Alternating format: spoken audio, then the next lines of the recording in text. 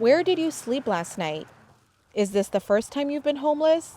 How long have you been homeless? These are some of the questions volunteers set out to ask people experiencing homelessness in today's point in time count. Thank you for your participation.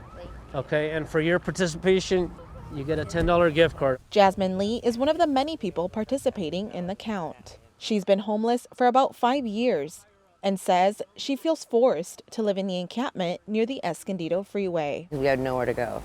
And then you go out to the street, and then you put an encampment out there, and the Escondido cops, they will not let you park your stuff anywhere, nowhere.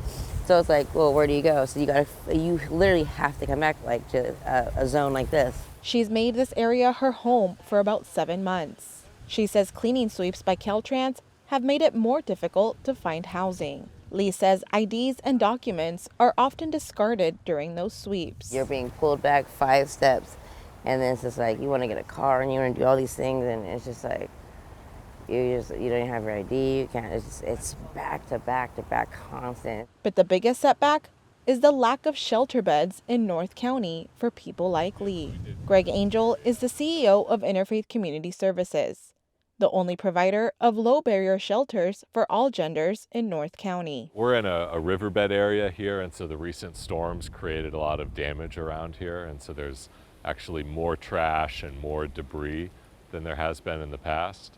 But unfortunately, people come here when they don't have any other place to go. He says he expects the numbers to be higher in North County this year. Last year, we counted about 2,000 individuals experiencing homelessness just in North County. There are only 150 shelter beds entirely in North County.